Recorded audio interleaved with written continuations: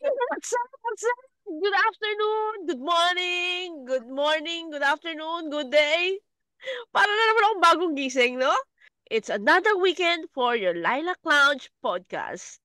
Ngayon, ang pag-uusapan namin is, what if we are a politician? Be it a barangay captain, SK Kagawad, mapa-mayor, mapa-congressman, mapa-governor, senator, and of course, the President of the Philippines. How we will do it and ano yung mga gusto naming baguhin sa Pilipinas.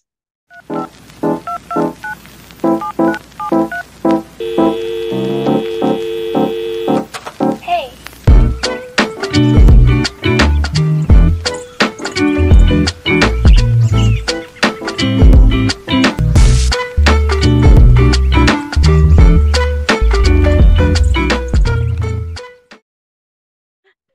Let's do our first segment, ang ating wisdom thought for today.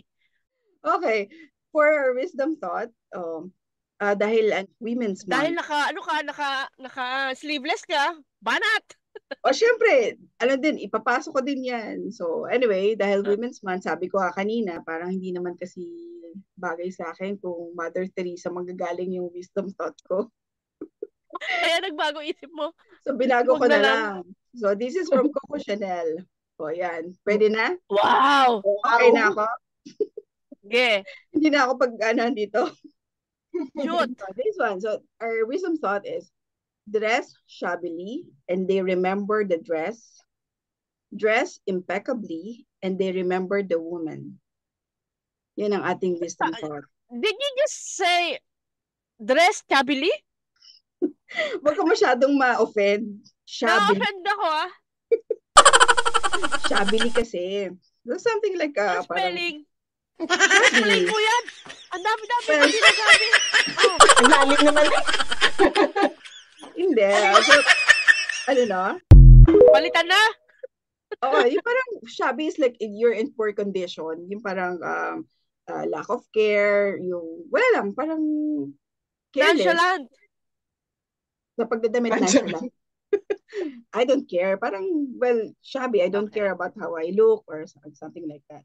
So sabi nga dito, 'di ba, sabi, dress impeccably and they remember the woman. So ibahin natin this time since Women's Month naman ngayon. I-connect natin. Although this one is not only applicable naman to women. So pwede naman din kasi sa men. So, ako kasi personally, I always apply that to myself na I always dress how I want to be addressed. Sa reflection kasi, yung kung ano yung nararamdaman natin sa sarili natin. One is, hindi lang naman siya that we want to impress anyone na pupuntahan natin or makakakita sa atin. Hindi, it's not about impression. Ang sa atin is, minsan, di ba, we want to dress because we want to be confident. May ganon. Kasi napapansin niyo yun, kunyari, kahit sa mall, kahit pupunta ka ng mall, nag-ano ka lang, ay hindi, may bibili lang naman ako kung ano lang yung damit mo sa bahay, nagchinelas ka lang, pumunta ka ng mall, pero may nakasalubong ka, kakilala mo, hindi mo mapansin, kasi nakaganto lang ako. Iwasan ko na lang yung ganon. Kasi parang gusto ko lagi akong prepared sa mga ganyang pagkakataon. And another thing, di ba? Wait! All these years, now I do understand kung bakit ganyan ka. So, di ba? So, it's not only about to impress people or, di ba, kung sino man. Kasi ano yun Kaya pala, hindi, ito yan lagi. Abangan mo si Dada. Ano suot ni Dada? Abangan mo. Oo, lagi ako sasabihin. Kunyari, si War, sasabihin niya, anong susuotin? Saan tayo pupunta? Anong susuotin? Sabi ko, simple lang. Sige, alam ko na. Magko-quote ako. Simple lang Oo, simple. Sige, alam ko na. Pero, wait.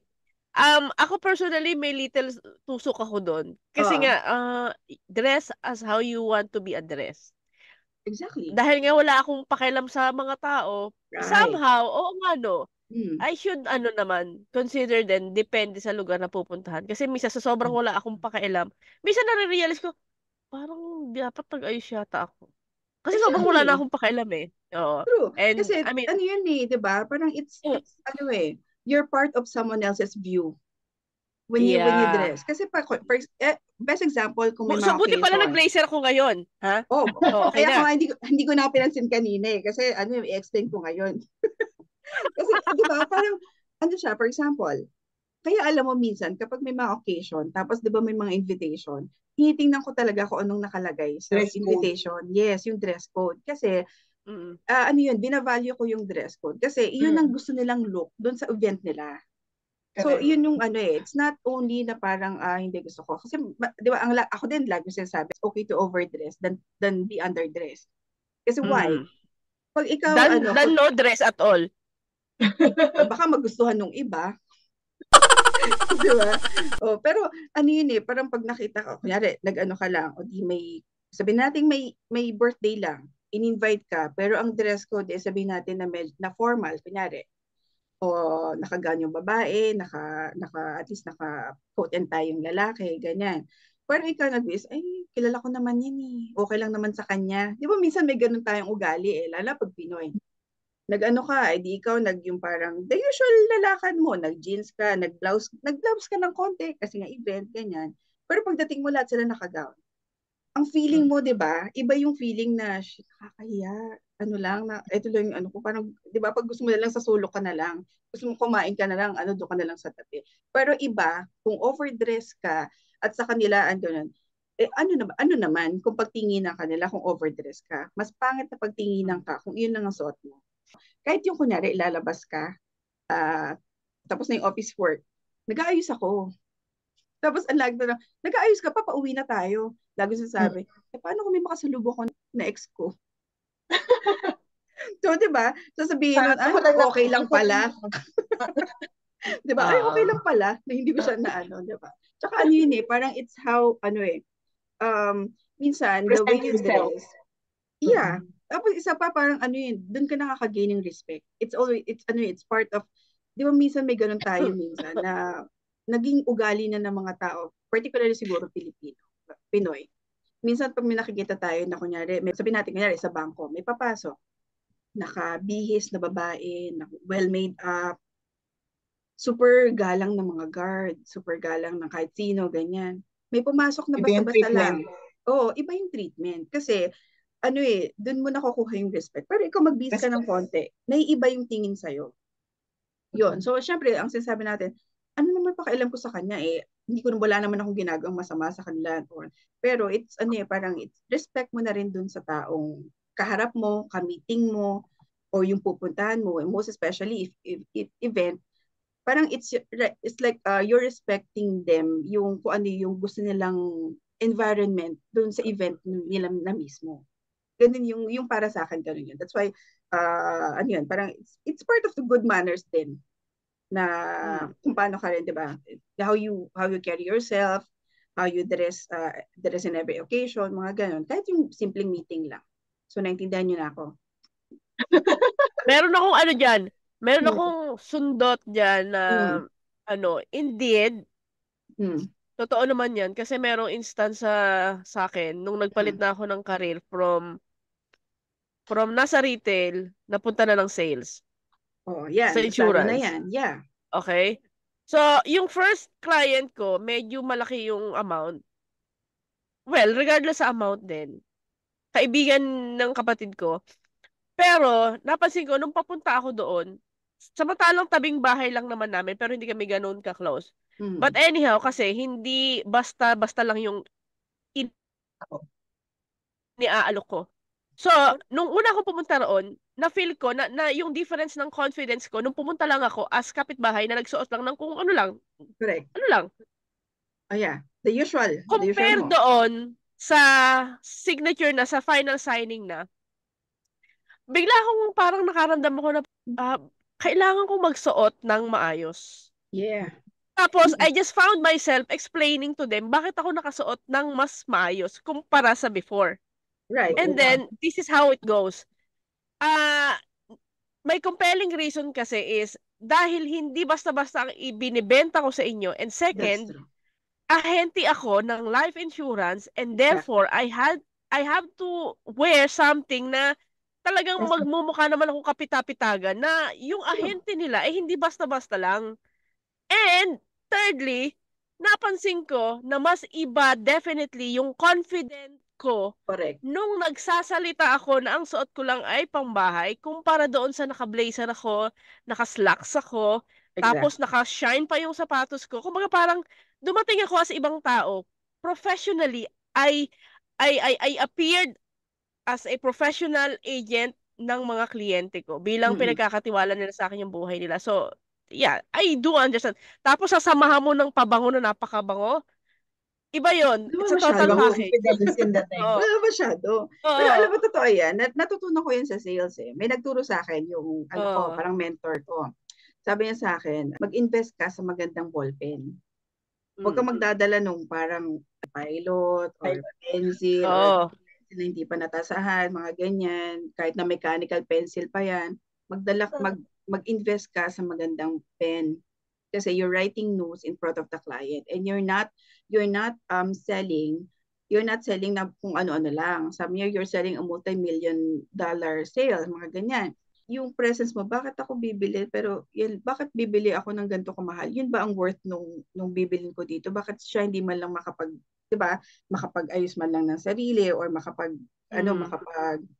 invest man lang on a good pen, di ba? Yung mga ganun ba? So that's why lagi kong natatandaan yun. And isa pa, meron akong staff dati, bigla akong inaya sa meeting, lalabas.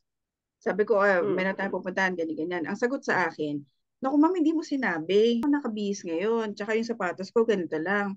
Inisip ko, ano bang job description mo? Hindi dapat kinocall yung, alam mo yun, dapat always ready ka kung lalabas ka. Lalo na kapag alam mo floating client tayo. Kasi hindi naman, hindi yung, not because I didn't tell you na wala kang meeting. Kasi By anytime, default, dapat alam mo na by yan. default, correct. You have to dress properly, even if inside the office. Lagi din sinasabi sa amin, di ba minsan may mga office works minsan na pagdadating nila ng office, papalit agad ng tsinelas. Tapos all through 8 to 5, nakatsinelas maghapon. Pero syempre, pag nakita mo parang hindi nga okay. Yun yung hindi okay. Tapos minsan, ginagawang bahay ang opisina, oo. yeah. And meron pa minsan, kunyari, naka-uniform na. Paglabas mo, nagchichinelas kasi pagod na yung paa nila. Pero dala-dala na yung uniform nila. Ano naman ang tingin doon na may-ari ng kumpanya at nakita lang yung empleyado niya, ganun ang itsura. Diba? So may mga ganung impression ba? Kasi that's why, feeling ko, kung ako yung may-ari ng kumpanya, ni-uniform ko siya kasi para umayos yung itsura niya. Pero diba, aanuhan niya ng biglang uniform tapos may nakachinelas ka sa labas. Pero hindi nga maganda yung impression kasi dinadala mo yung kumpanya ko. So, yeah. You're representing my company. So it's like, one is you want to be confident about yourself. Which is sobrang totoo yun. Kasi kapag nakabihis ka at nakaayos ka, yung nga sabi mo, diba, naiba yung mood eh. Naiba yung mood. Yes. Naiba yung mood. So, and it's something like you want to gain respect. Kaya yun, sinasabi ko rin lagi. Minsan kinukwento ko rin sa iba yan, sa mga pamangkin ko, sinishare ko rin. Kasi para alam nila na okay lang naman. Kasi minsan sabihin nila, okay lang Ninang kasi ano lang naman, lalabas lang tayo sa ganyan. Hindi yun.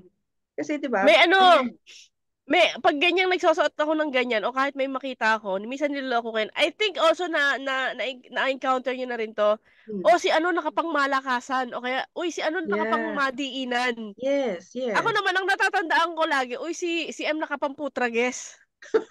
Ang ibig sabihin, todo na yun. Nakapamputrages ako. Tapos ang kitab-kitab ng sapatos ko o kaya nakatok-tok ako. Tapos naka-blazer o kaya nakaputrage si M. Malakas ang kliyente to. Hi, Ma'am Maria! Hello po, sorry, late. Kahit naman kanino, di ba, kahit naman hindi sa atin, pag may nakikita tayo talagang well-dressed, napapalingon tayo eh. Head turner. Kahit tayo naiba yung ano natin eh, yung the way we talk to that person. Naiba talaga. Napaka-neat, napaka-tidy nung lalo pag sa lalaki. Ako. Correct. The way you dress, you gain the respect and also yung confidence. And sa akin naman, basta komportable. Kung ano yung susot ko, hindi naman yung just to dress para to impress other people. But of course, parang komportable din ako. Kasi kung Right. magdadress naman ako tapos hindi ako komportable, hindi rin naman ako mapapakali. Andun din yung, hindi ka confident, di ba? And of course, yun nga, dress, appropriately, depende sa okasyon. Diba? Sa mga invitation, ganyan, merong dress code, you have to follow para hindi ka naman ma-outcast at hindi ka Yeah. nakakahiyang ano. So, ayun, sa akin, yun nga, respect din kung anong okasyon or kung, katulad nun, kung corporate or business yung ano mo, dress corporately, di ba? Kung party or ano, so follow mo kung ano yung team ng party. So, kung may sinasabi na mag-dress ka ng floral or ano, katulad ngayon, wala may sinabi floral. Na may nat sa gilid, gano'n. Di ba? Para makaandong sa ano, mas in ka doon sa ano, sa party. Katulad pag mga 'di ba sa mga weddings, 'di ba, merong ano, dress code. Respect doon sa ano nung invitation sa iyo. Ni-invite ko ng mga ng friends mo para ano. So just follow kung ano lang yung ano.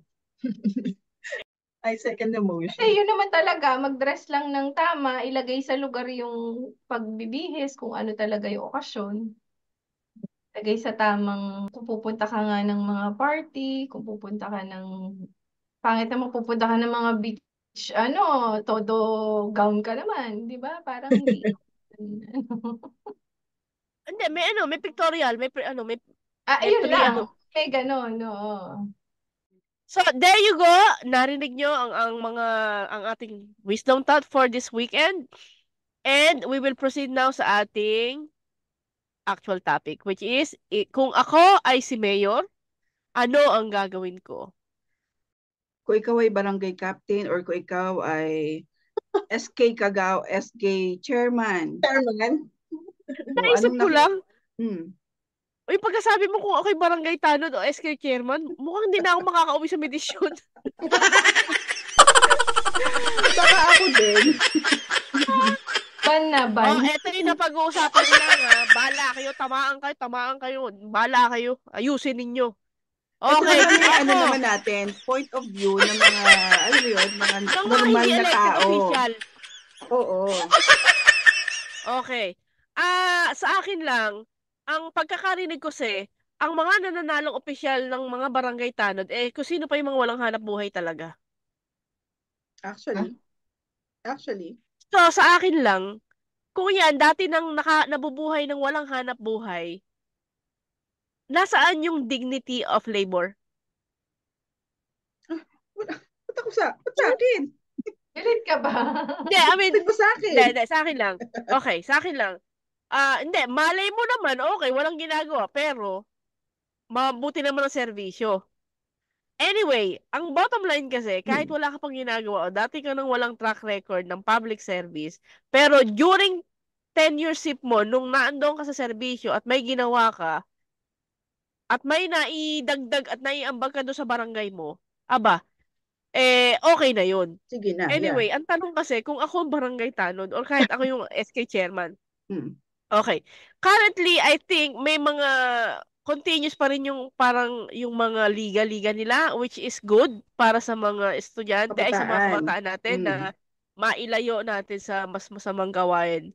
Pero kung ako ang barangay tanod, I think lang dadagdagan ko ng mga CCTV ang bawat area na parang crucial. I mean, if I know na meron doon na maraming, alam mo yun, mga kung anong mga nangyayari na hindi maganda, basta dadagdagan ko ang CCTV.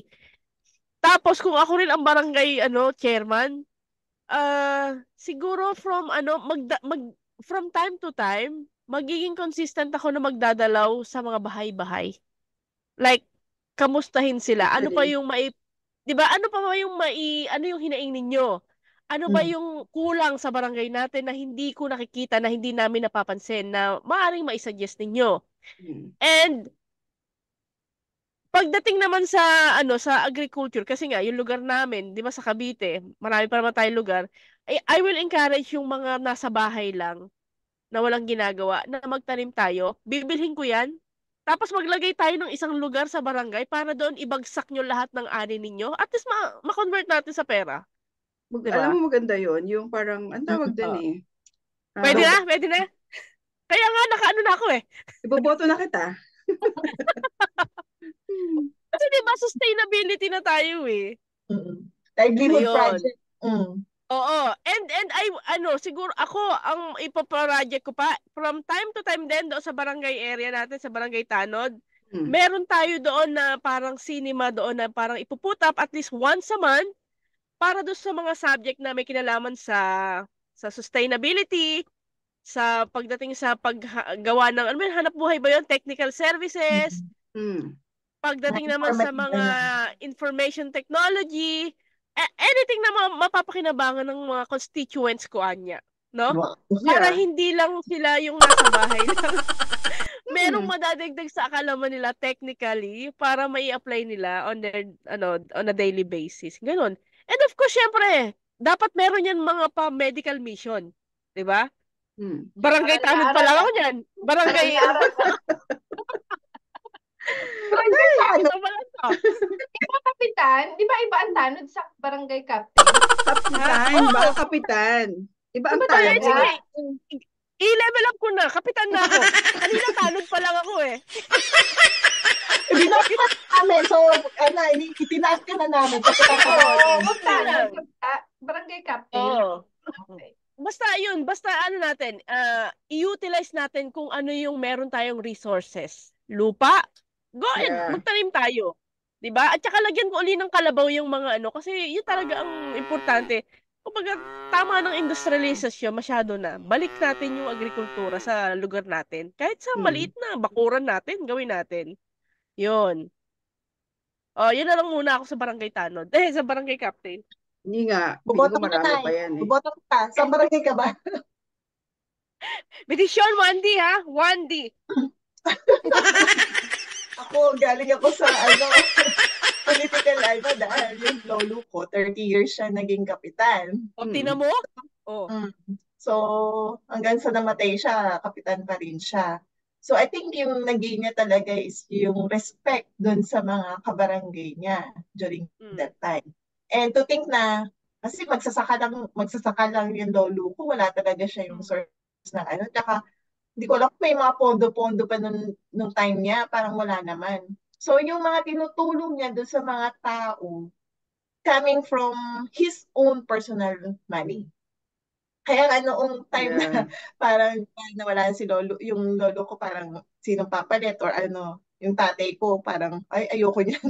Parang ayokong yung kumuha ng batong ipupukpok sa sarili kong Correct. ulo. Parang hindi niya kasi kaya yung ganoon na parang Baka hindi na natin siya makitang palapit problema no? problema yung buong problema ng barangay, parang ganoon. Kasi konting lang, talagang maraming nagreklamo, yung mga problema ng mga mag-asawa, ganyan. Although noon naman parang, yun nga, maraming lumalapit dun kay Lolo for counseling or mga humihingi talaga ng tulong, ganyan. So, nakita ko talagang public service. Walang personal interest. True servant, parang talaga siya. Unselfish yung niya kasi gagawa niya ng paraan para matulungan yung kababayan niya. Siguro kaya yun yung naging respect sa kanya na hindi siya natanggal sa or parang nung time niya parang hindi yung may term kaya ng 30 years na in the service. So yun, siguro talagang through public service. Pero kasi ngayon iba na eh. Alam ko may mga budget na yung mga barangay, depende sa mga establishment or kung maraming subdivision, mas malaki yung population nyo, mas maraming budget na naka-allowed sa inyo. Siguro sa akin lang parang gamitin talaga kung ano yung para sa tao. Alam ko na talaga, babigyan ko lang ng ng budget kung para talaga sa ikabubuti ng barangay yung budget na. Budget talaga ako. Sa treasurer talaga. Doon talaga mapupunta kung saan nararapat at kung anong ikabubuti ng barangay, kung anong kasi makikita mo naman, di ba, sa kada barangay, anong kailangan. Kung may mga, kasi sa amin, bahain. So parang, ano yung cost na kada tag-ulan na lang talagang konting ulan lang magbabaha na. yung gawa ng paraan. Kung may budget naman talaga para doon, di ba? Para hindi nagsasuffer na kada tag-ulan na lang, magsasuffer yung mga kabarangay mo na lulubog sa baha. Hindi mo alam, di ba, kahit sa gabi, parang hindi mo alam na andyan lumulutang na yung mga gamit mo pagkagising mo kasi nga, baha na. So, hindi rin maganda, di ba? And then, in terms of peace and order, parang importante kasi yun na makakatulog ka ng maayos sa gabi. Yeah. Yung tipong kasi ngayon, alam ko ang daming mga masasamang nangyayari. Grabe. Oo. Oo. And to think na, yun nga sa amin, di ba, ang daming subdivision. Hindi na katulad nung dati na kilala mo lahat ng tao. So, Yeah. hindi mo na alam na kung sino-sino yung Yung sa amin, di ba, may katapat na na parang gasoline station, bago lang siya. Hmm. O na daylight, wow. hold up siya, parang gano'n. Yeah. Parang wala ka ng oo, simpleng lang. Lahat, marami din mga computer shop, di ba, na mga nanakawan, ganyan. Although syempre parang ang hirap, di ba, sa barangay, paano mo ikukot naman yun. So, gaya sinabi ni Mama pagdagdag ng mga CCTV. Kasi sabi niya, may mga CCTV, pero selected area lang. Hindi yung mga talaga. May CCTV, patay naman, hindi nagana, walang memory card. Memory card. Kalimitang ganyan. That's true. Meron blurred. Hindi mo rin makita. Ano yung props? That's true. Oo. And then, yung mga street light, importante yun nga, i-improve yung maliwanag, hindi yung may mga lugar kasi na madidilim Mm-mm. Parang sa akin, parang safety ng mga tao, di ba? Pag maliwanag, at least hindi masyadong kasi doon sa amin dati, madilim. Although, kahit araw yata. Sa inyo, kahit dun sa may papasok, di ba? Nung hindi pa masyadong doon. dati, oo. Pero ngayon, Nasubukan pa ni tatay. maliwanag na daw yung buong doon. Maliwanag na siya, may ilaw na talaga lahat. So, iyon. Tapos sa health, siguro, yun nga, parang magkaroon sila ng mga medical mission, and the same time, alam ko meron mga butikang bayan Butikang bayan ba yun? Yeah, meron. Oo. Mga Hindi and na natin also, na-access. ayun. Pati din sa mga senior citizen, di ba? At saka yung livelihood, yun, importante din yung livelihood. Para yung mga nanay na tipong kaysa magmarites o turuan silang ng pagkakakitaan, di ba? So instead na magkwentuhan lang. Pwede namang magmarites habang may ginagawa na hanap buhay. Yeah, Okay lang naman. Actually, pwede naman. Sila yung CCTV. O, pwede na, di ba? Ang CCTV, di ba? Ano nangyari kagabi? Correct. So, maraming bagay na although syempre, hindi naman ganun kadali talaga i-implement at Pero kung gagamitin yung mga budget talaga ng kada barangay, parang kaya naman mapaganda yung barangay mo. Siyempre, unang-una, pag barangay captain ka o head ka man lang ng isang barangay, kailangan handa ka sa lahat.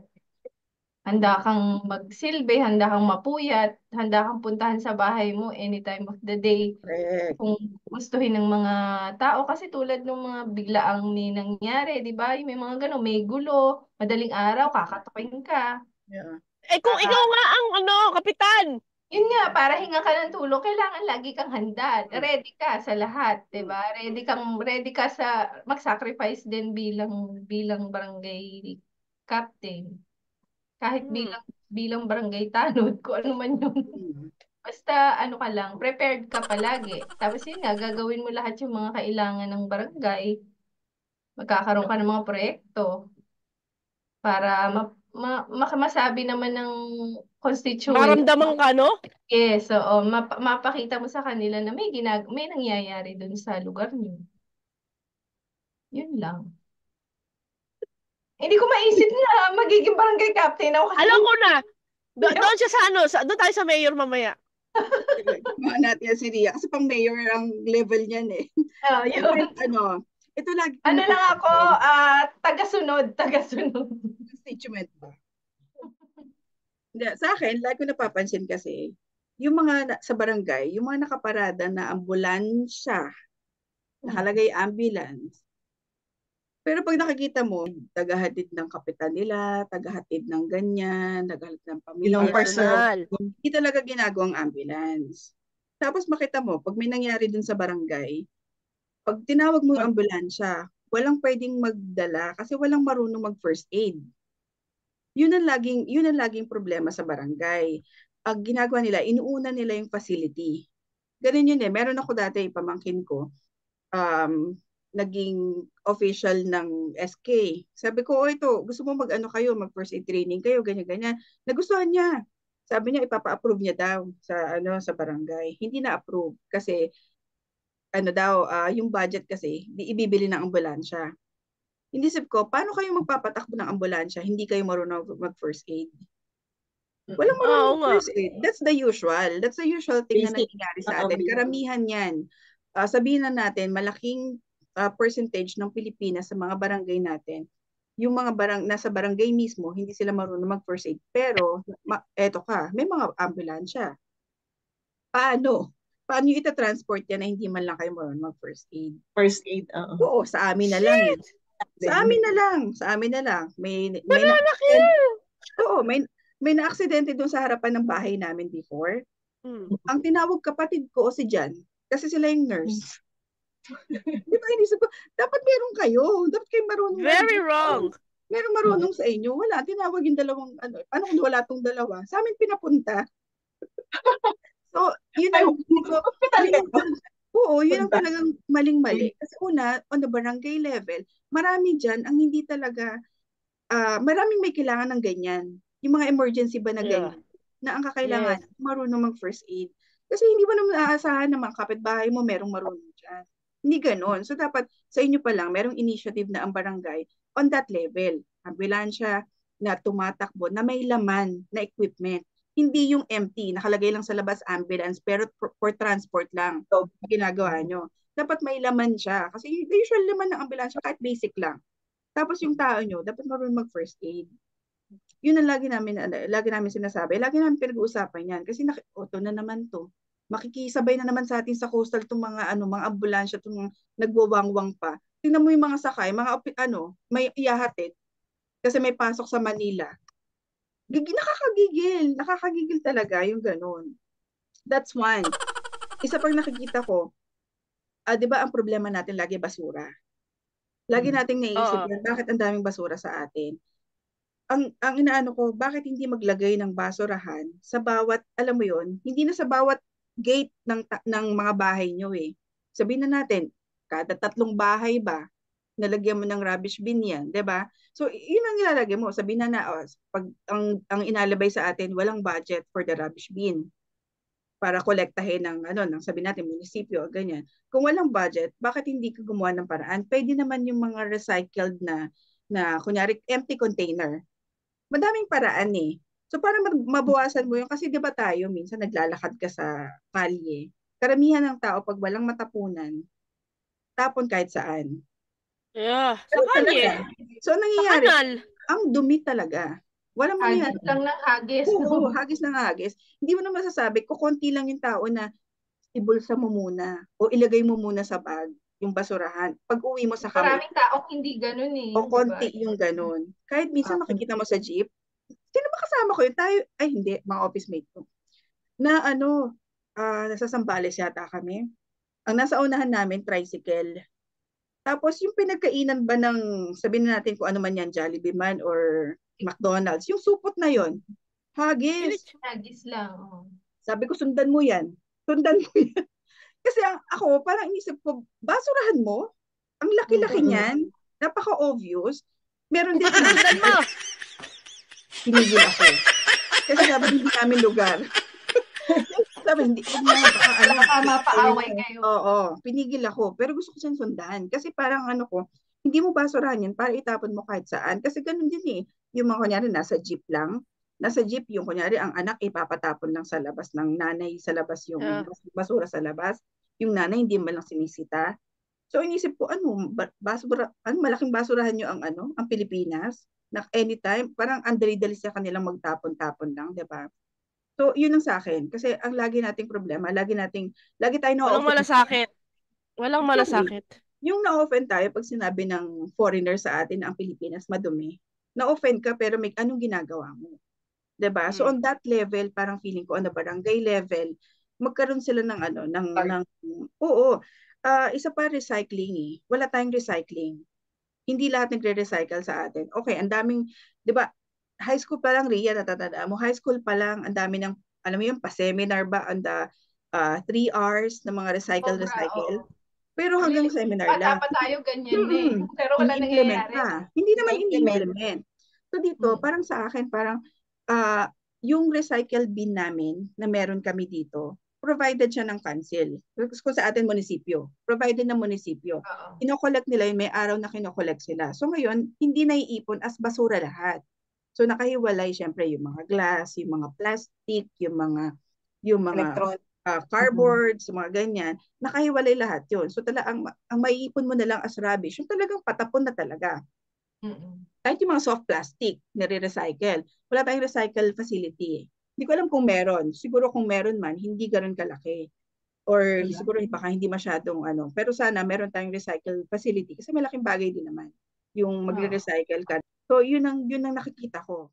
Tapos yung kanina, Emmy, sinabi mo yung agriculture. Nakuha ko naman to sa Red Cross. Hindi namin kasi nagbibigay lang ng basta-basta. Ang ginagawa namin, tinuturuan namin. Tuturuan namin kayo kung paano gawin yan. Tapos kayo na magdiretso. Hindi namin siya iiwanan hanggat alam niyo na kung paano siya gawin. Tinuturuan mag-farming, tinuturuan ng poultry, tinuturuan mag-gardening and all. Hanggat kaya na nila. Tapos saka iiwan, saka ita-turn over sa kanila. So at least nakukuha nila, hindi yung basta binigay na lang sa kanila. Kasi ang nangyayari kasi sa atin, kapag binigay mo lang, hindi mo bine-value eh. Anything na binigay lang sa'yo na hindi mo pinaghirapan, hindi mo bina-value. So kung ikaw ang gumawa niyan, alam mong pinaghirapan mo yan, ituloy mo na. Kasi nakita mo, kita ka dyan eh. So yun ang nakikita ko. Sana may program tayo na gano'n. Diba? Hindi, yan yung sinasabi ko. Parang wala pa sa buong buhay ko yung kapitan na nagbahay-bahay, puwera na lang nung may kailangan ng boto. That's true. Your election. After ng election, wala na eh. Hindi ka Hindi, nakaka- kasi sa akin lang naman, kung nasa isang barangay tayo, although ako yung hinalal ninyo, di yata't mas marami ako dapat na serbisyo on my part. Nalalabas ako sa aking bahay, sa aking opisina, nasa labas eh. 'Di ba? Kasi kung nasa opisina lang naman ako, makikita ko. At saka, if I may suggest, yung totoong may concern sa tao, hindi nagkandidato para sa impluwensya at saka sa sariling interes ng pamilya, ng kamag-anak, para katakutan ka, para pangilagang ka, para magkaroon ng pabor sa'yo lagi. Yun lang. Sana lang may mauntog at alam mo yun, na may milagro na magkaroon tayo ng mga nagseserbisyo talaga na ang gusto lang ay magserbisyo. Alam mo, mahirap kasi. Kasi, kumbaga, noon pa na panahon Kaya pa nga ni pangarap na nga Aguinaldo. lang to. Kumbaga, panahon pa ni Aguinaldo, nung napanood natin yung movie na yon, naramdaman natin na shit, noon pa pala. Kaya pala ganito tayo. Noon pa pala Oo, yun lang. na No politiko. pa man, oh. Diba? So parang ang hirap ng baguhin. Kasi kahit nasabi mo, ano ba naman, magkano ba ang sweldo ng barangay captain? Magkano ba ang sweldo ng mga, nagsisiksikan sila dyan? Pag nakita mo, magugulat ka, bakit sila nagsisiksikan na ganun lang kaliit ng sweldo dyan? Kaya nga. Di ba yan ang tanong ko last time? Kamulatan na natin yung ganyang sistema kasi sa pagsiservice, no? Hindi talaga totoong... Madami. Kasi may mga pang sariling interes nga. Number 1, power. Number 2, syempre, well, sabihin na natin number 1 na yung corruption. Gusto nilang makakubra. Number 2, power. Pangatlo, ang gusto nila yung merong mga tinatakpan na negosyo. Yung mga ganun na kailangan protektahan na negosyo. Kaya kailangan may nakaupo sa pamilya kasi may mga pinoprotektahan. So, laging may pansariling interes. So, yun, tama ka nga. So, para ang wish na lang natin sana, merong maupo. Sige, sabihin na natin na meron silang pansariling interes, pero sana magkaroon kayo ng malasakit. May concern man. Yun ang ano natin. Barangay pa lang tayo. Barangay pa lang tayo, ha? So, lilipat na tayo sa ano? Itodo na natin, mayor at saka sa ano? Mayor. Mayor na at saka Congressman. ito board member, tawag dito sa mga konsehal, no? Oo. So, nasa municipal level na tayo. Municipal level. Again, okay. Kung ako ang mayor or ako yung, hindi, mayor na, itodo na natin. Ako bilang presidente ng IMUS, ako sobra akong proud noon na nakilala tayo na every magpapasko diyan is ang saya-saya. 'Di ba naging tayo Pasko Christmas capital of the Philippines? Time ni Mayor Maliksi, Yes, sobrang hindi ko makakalimutan yung kasi siya, naging bahagi siya ng kabataan ko. Ang saya-saya, 'di ba? December 1. 'Di ba Mama Maria ay Mama Grace, yung honor pa ninyo. Lilibot tayo sa lahat ng barangay para makita natin lahat ng pagandahan ng mga ng mga lights. Maliit na bagay pero talaga, no? Ako na naman. Si Mama Emma talaga yung nagsabi. Ewan ko ba dyan? Kasi hindi ko siya makalimutan bilang bata ako noon, musmus ako noon. Napaka-vivid sa akin ng memory na, pumupunta kami doon, meron kaming ganito sa Imus, no? Kahit maliit na bayan kami, meron kaming ganito sa Imus. Pupuntahan namin lahat ng barangay. Tapos, iikot lang kami ng iikot. Titingnan namin kung yung, yun? Sobrang ganda. Tapos pagdating sa plaza, merong baratilyo. 'Di ba? No, parang laging looking forward every December na merong Yes, something to look forward to. Yun. So, very good si Mayor doon. Okay. So, kung ako may maidadagdag pa, definitely, hindi ko na kayang isa-isahin ang aking mga constituents. So, ang gagawin ko na lang, per barangay. Per barangay. Medisyon 1A, Medisyon 1D, pupuntahan ko yan. Kasi ano ba naman ang ginagawa ko? Sige, municipal level. Kasi nga, bilang ako, ama or ina ng bayan na ito, dapat alam ko kung ano nangyayari sa pulso ng masa, kung ano gusto. 'Di ba? Tulad ngayon, nauuso na ang mga social media. Dapat nag-i-innovate din ako. Ipino-post ko doon kung ano yung, hindi naman sa ipo-post ko doon kung ano yung mga nagagawa ko na proyekto kasi kailangan yung malaman para ma-encourage kayo, 'di ba? Para ma-encourage kayo na may pinupuntahan yung ibinabayad nyo sa akin. And at the same time, para nakikita nyo rin ano yung mga susunod na project. Pag hindi ko yan nagawa, may accountability ako. Yeah. 'Di ba? Panalo ka na. Panalo na uli. Pangatlo, yung mga matatanda natin sa barangay natin, hindi na natin kailangan paabuti ng 100 bago makakuha. Makaabot ka pa lang ng 70 years old. Babaan nyo na. Bigyan nyo na. May experience nila, diba? Yes, babaan nyo na. Bigyan nyo na. 70,000.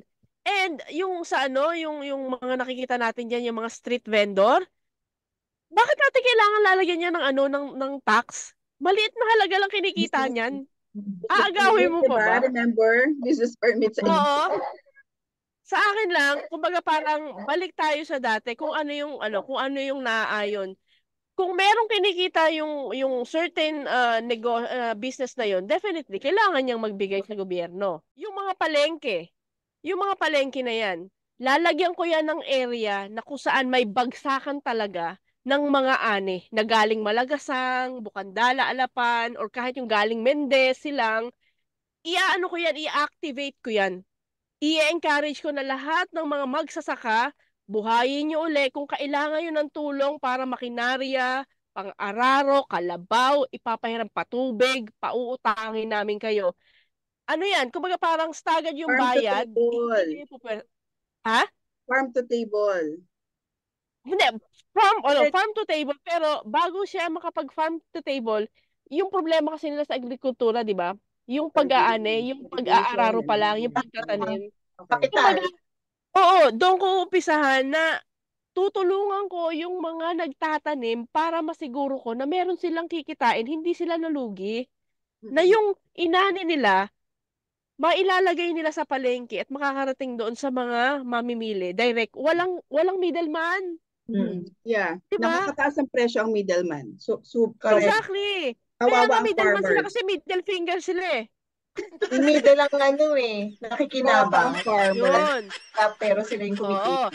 Yan. Tapos, definitely lilimitahan ko ang mga tricycle kasi balita ko, lahat na lang naka-tricycle dyan tsaka nakamotor eh. May designated area para doon sa mga motor. Yung mga may lane or kaya route. Yeah. Kasi hindi pwedeng nasaan dyan kayo sa isang main road. Kaya nagta-traffic eh. Di ba? At saka kumbaga parang i-encourage ko yung ibang barangay na magkaroon din ng mall o kaya ng ganito para hindi lahat nagsusumiksik doon sa main ng Imus. Para alam mo yun, hindi ganun ka-populated ang isang area. Counted. Ganun. Oo.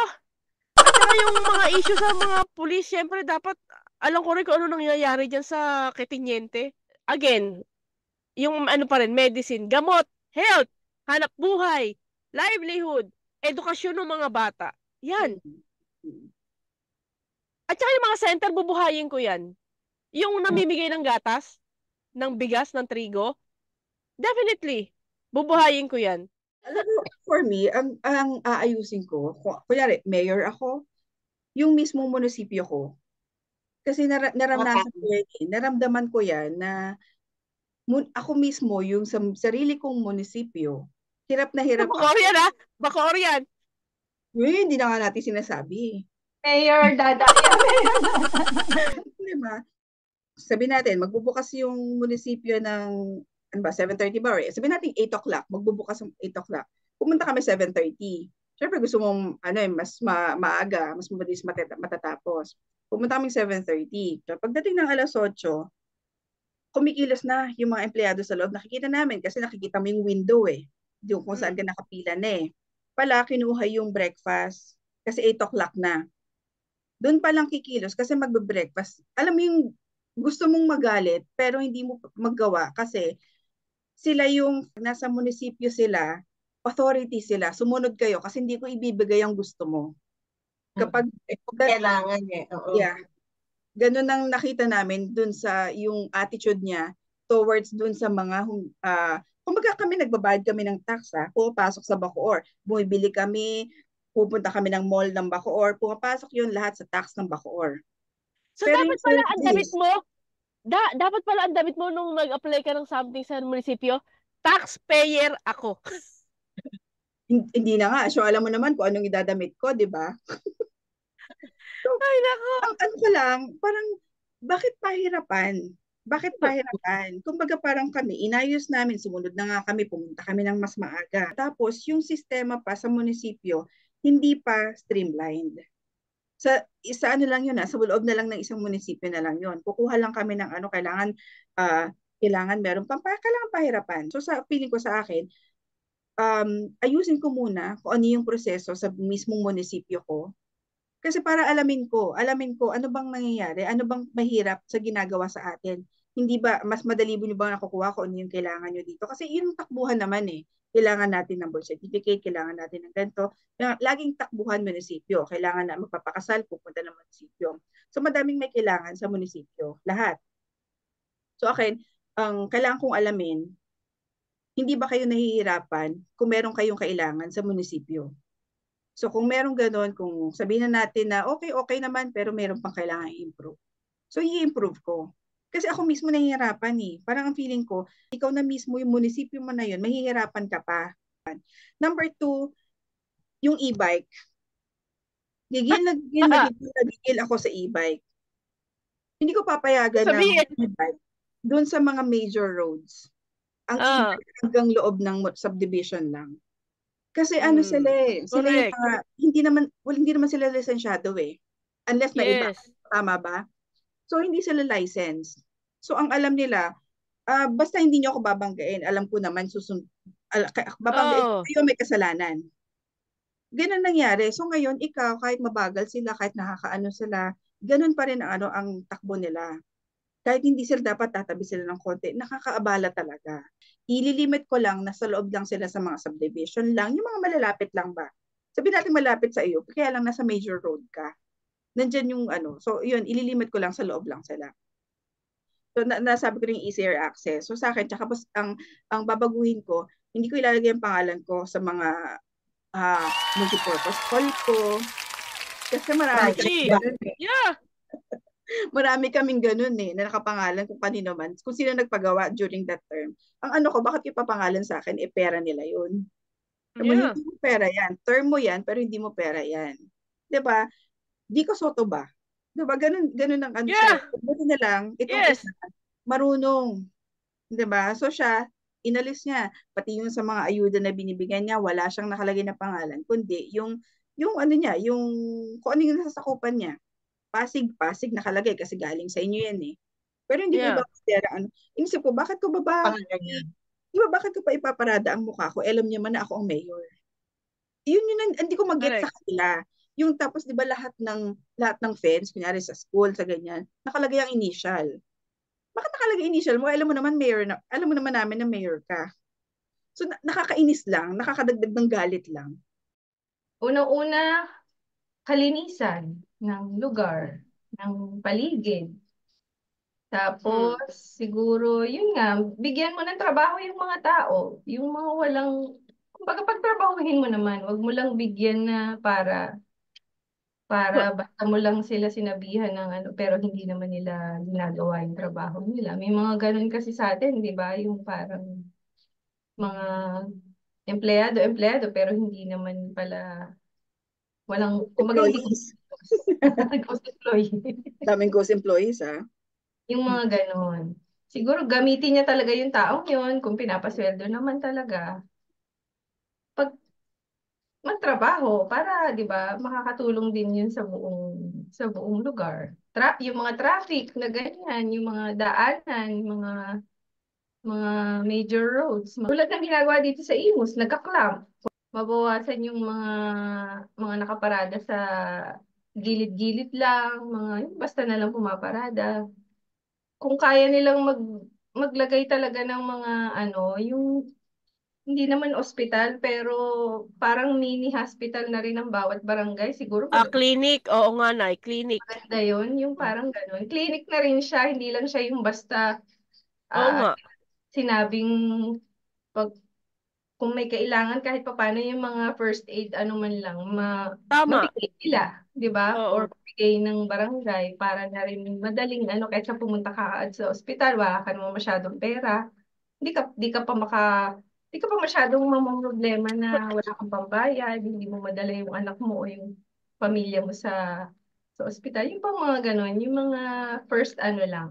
Ano ba tawag doon di ba may mga ganon, yung may mga clinic na first First aid. primary ano lang yung mga pwedeng ibigay sa kanila. Nasabi nyo na yun, yung sa mga kinadada, yung sa mga e-bike, sa mga sasakyan, yung sa'yo, yung livelihood, maganda din talaga. Yung kung meron namang lugar, bakit hindi nga gamitin? Kesa tayuan ng mga building o mga mall o mga kung ano-anong mga ano yun, commercial building. Siguro mas maigi yung ano nga, back to basic tayo na agriculture. Kasi Yeah. malaking bagay nun din sa lalo din sa mga mahihirap na hindi naman makabili sa mga palengke o sa mga mall ngayon sa taas ng bilihin. Yeah. Parang, di ba, di tulungan yung mga tao na trabaho din yun. Kung merong mga gagawa dun sa mga agriculture na yun, isang trabaho rin yun. Meron ka pang aanihin. Yun lang. Madami pa talaga actually. Marami naman talaga Oo. kailangang i-consider na dapat gawin bilang isang mayor o bilang isang public servant. Siguro hindi mo naman talaga agad magagawa yun ng ano, pero kaya ka nga may mga tauhan or kaya kami gumaga ng City Hall, sila yung tutulong sa'yo or pati yung mga barangay captain na yan, nakapaloob na dyan, di ba? Hanggang sa kabababaan na yan, hanggang sa SK, hanggang sa mga tao na tulong-tulong na lahat para kumbaga matupad yung mga project na gusto mo para sa lugar mo.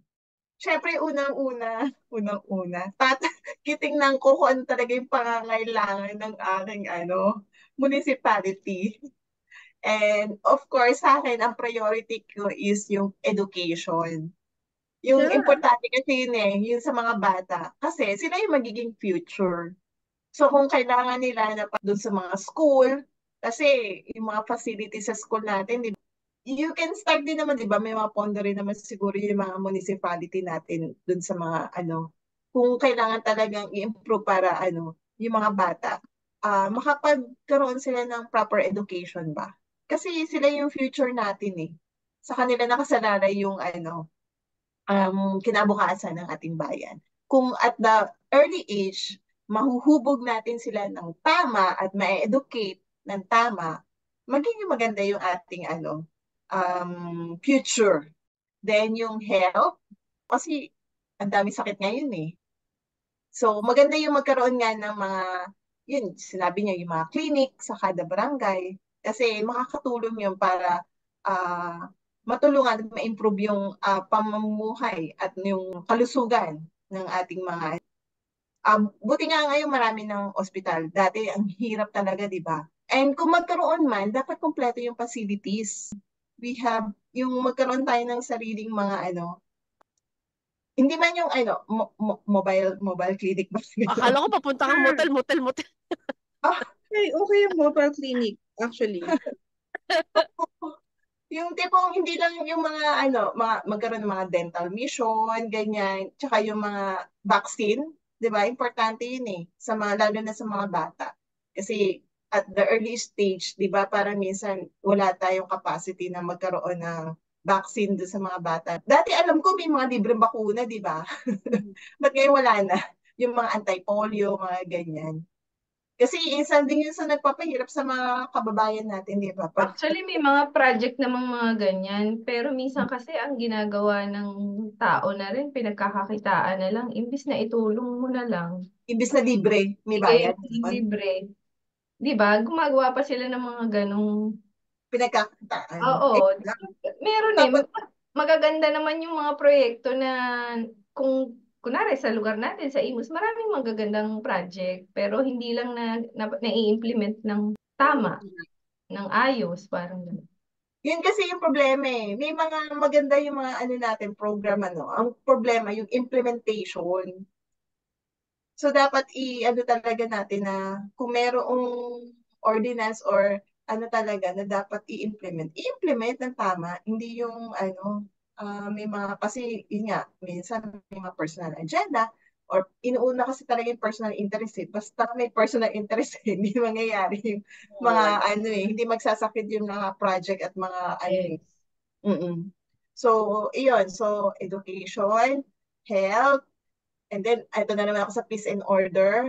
So, yung mga pulis natin, hindi natin alam kung ano yung tingin sa mga pulis eh. Hindi ko alam kung bakit nagkakaroon ng issue sa mga pulis natin. Imbis na sila yung, siguro na overpower nga yung kanilang posisyon.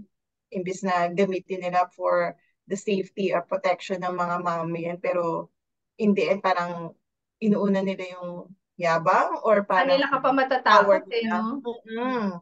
Imbis na sila yung nag-i-implement ng peace and order, sa kanila nagmumula yung gulo. Ito na naman ako sa mga street light. Street light talaga. Sa maliwanag ang buhay. May pailaw lahat ng barangay. Ano ko ba? Bakit gusto ko maliwanag ang buhay? Actually, mas safe kasi. Kumbaga, yung percentage na merong harm na mangyayari doon sa maliwanag, Tester. sa madilim, di ba? Dito ka na sabihin mo kahit na anong liwanag niyan may mangyayari, mas okay pa din na meron kang ginawa kaysa wala kang ginawa, may nangyari, di ba? Correct. Hindi yung CCTV tsaka yung ilaw, magkadikit dapat lagi. Yeah. Kasama sa Di ba katulad ng, hindi ko alam bakit yung sa Anabu, hindi mapailawan no Di ba kasi dati, nakakatakot lagi may hit and run, di ba? Or magkaroon ng proper na tawiran. Dahil kasi di ba, doon hindi although sa atin, sa mga highway, katulad sa Anabu, di ba? In fairness naman ng Imus ngayon, sobrang maliwanag na lahat. Makulay din. May pinta. Kasi diba ang kalokohan before, kapag hindi mailaw yung barangay, hindi friend ng mayor, yung kapitan. Walang budget. Ganun pala yun. Pag walang ilaw, o kaya hindi na sementohan yung nila, hindi kasi kaibigan ng mayor. Kalabang partido. Oo. Which is true. Oposisyon yun. Kaya Totoo ganoon. naman. Mga mental health sa mga kabataan ngayon. Parang kailangan natin din tutukan or ano sila. Kasi ano na sila yung parang kulang na sila sa social life. Kasi nakapokus na lang sila sa Hindi mga sila love computer ng mama games. nila. Ha? Yun yung hindi sila love ng mama nila. Kaya nga. So parang hindi sila doon. So gusto ko rin magkaroon sila ng mga